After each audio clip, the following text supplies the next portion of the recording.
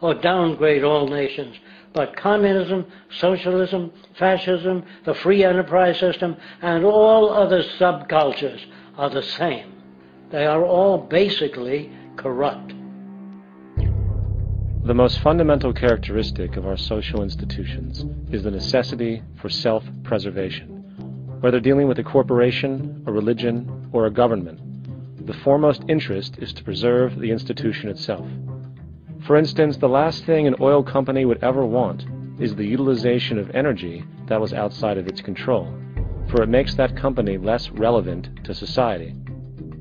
Likewise, the Cold War and the collapse of the Soviet Union was, in reality, a way to preserve and perpetuate the established economic and global hegemony of the United States.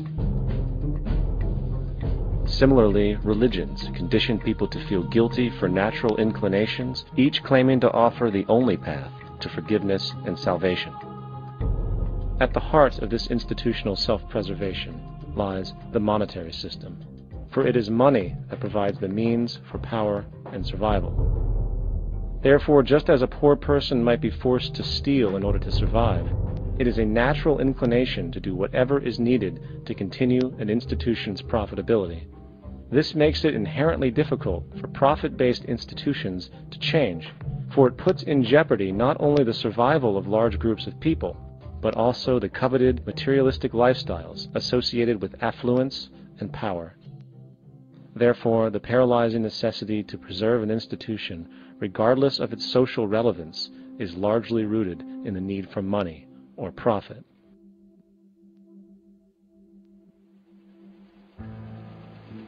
What's in it for me is why people think. And so if a man makes money selling a certain product, naturally he's going to fight the existence of another product that may threaten his institution. Therefore, people cannot be fair, and people do not trust each other. A guy will come over to you and say, I got just the house you're looking for. He's a salesman. When a doctor says, I think your kidney has to come out, I don't know if he's trying to pay off a yacht or whether my kidney has to come out. It's hard in a monetary system to trust people. If you came into my store and I said, this lamp that I've got is pretty good, but the lamp next door is much better, I wouldn't be in business very long. It wouldn't work. If I were ethical, it wouldn't work. So when you say industry cares for people, that's not true. They can't afford to be ethical.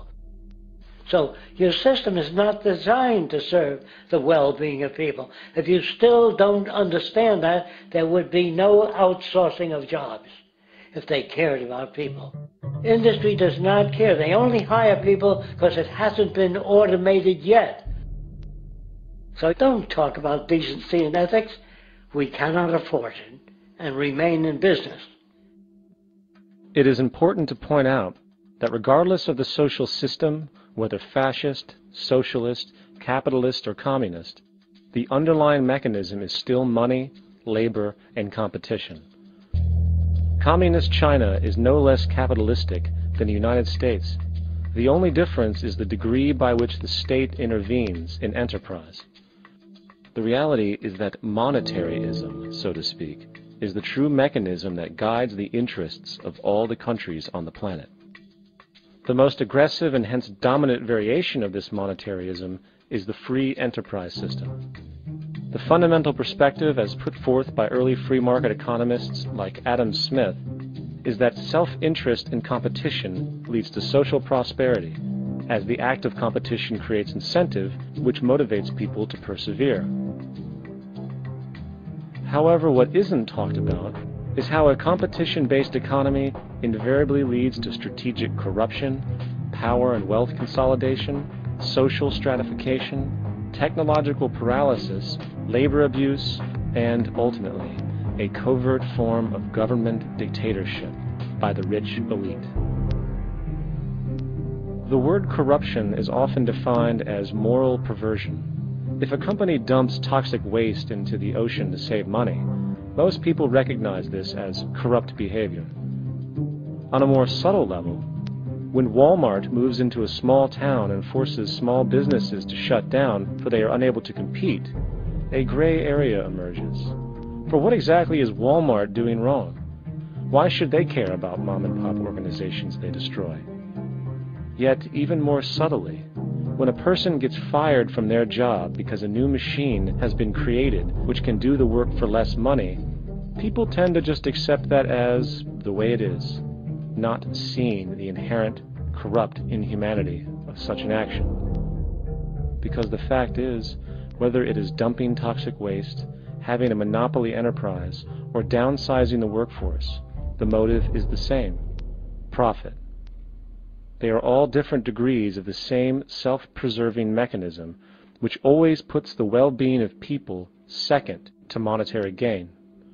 Therefore, corruption is not some byproduct of monetarism.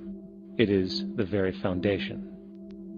And while most people acknowledge this tendency on one level or another, the majority remains naive as to the broad ramifications of having such a selfish mechanism as the guiding mentality in society.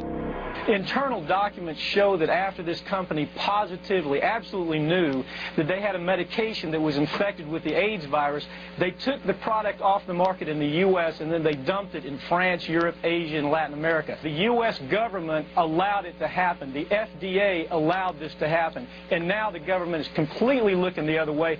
Thousands of innocent hemophiliacs have died from the AIDS virus. This company knew absolutely that it was infected with AIDS.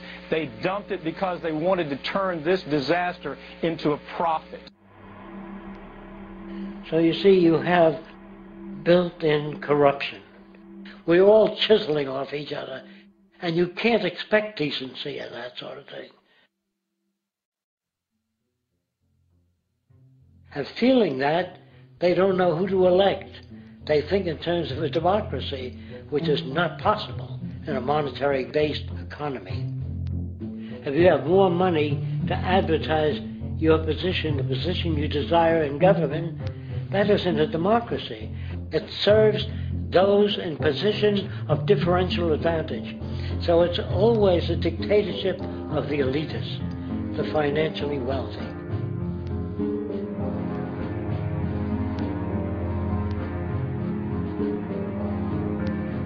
It is an interesting observation to note how seemingly unknown personalities magically appear on the scene as presidential candidates.